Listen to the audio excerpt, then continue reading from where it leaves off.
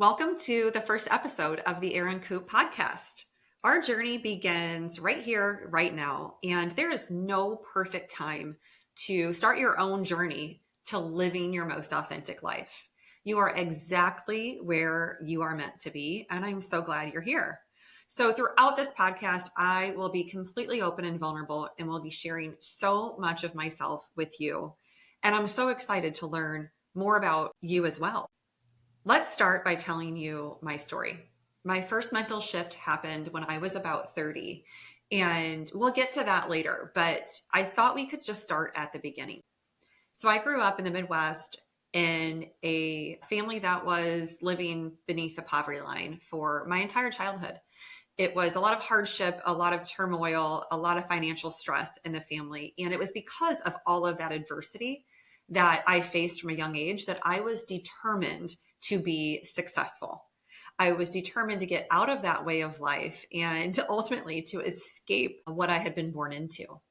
I was the first in my family to go to college and put myself through school, and shortly after moved myself to New York City, where I started to work for a financial firm called Goldman Sachs. In my job at Goldman, I was on the trading floor. There were about 700 people, 50 of which were women and 650 of which were men. And Goldman is a huge investment bank. It is extremely male dominant and uber competitive and a very cutthroat environment. And in that environment, I worked 13 to 14 hours a day. I really never felt like I could be myself.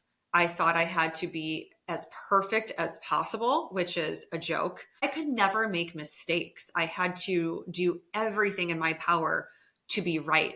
Meanwhile, I reported to someone who was very mean to me for no reason. So had the pressures of that along with those cutthroat environment pressures and working such long hours, and also being someone in my 20s who was in that sort of work hard, play hard mode. And I really fell victim to the programming of society, which says go to college, get a good paying job, check the boxes of what it means to live a successful life. And while I had all of that on paper and was sort of living the dream on paper, if you will, nothing ever seemed like it was enough. I was constantly chasing for more or something different. I was really never satisfied. And I was always conforming to my surroundings. I mean, so much so that I was starting to dress like the men around me. I thought I needed to be more like them and behave more like them. So I would wear collared shirts that I bought on credit cards because I thought that made me more acceptable. I thought it made me belong more or would make me more likable. All of these pressures and all of those ways that I was changing who I was in order to fit in was making me more and more inauthentic in how I was showing up. After several years of living the life that I thought I was supposed to be living, my body started to literally reject my life. The burnout was starting to physically manifest by way of migraine headaches and fainting in elevators and rashes that were just inexplainable. I had appetite issues. I didn't eat on Friday afternoons because I had a one-to-one with this boss that treated me terribly. And I was always so nervous about it. And I was very resentful and angry. And I started to take that out on others, my boyfriend, my coworkers. And ultimately, when I look back on it and truly assess it, I was angry at the fact that I betrayed myself day in, day out. So I resigned at 30 years old and took up meditation as a way to start to manage the anxiety that I was struggling with. Years later, I started to follow this woman on Instagram who was hosting a retreat in Bali. And being very new to Instagram, I had to Google what it meant to send a DM and also to tag a friend. So once I figured out how to do that, I went through that process and sent a message on why I'm a great fit to win this retreat. And later that night, I found out that I won. Finding out that I won was such a strange situation within me. You would think I would just be very excited. While I was excited, I also had this other voice in my head, which I later realized was the voice of my inner critic. And it was that voice that was saying, you don't deserve this, Erin. Who do you think you are to go to the other side of the planet for a week? You can't leave behind your family and your job and your clients and all of these responsibilities and obligations. Are you crazy? And then I also had that other voice, which I later learned was the voice of my heart, that was saying, you absolutely deserve this. So in typical type A fashion, I created spreadsheets of who's responsible for all the things while I'm away, and got myself to a point where I felt comfortable leaving 3 weeks later to go on this trip for a week to the other side of the planet. 3 hours into that plane ride, I go to use the bathroom and I wake up on the bathroom floor. Yeah, very shocking.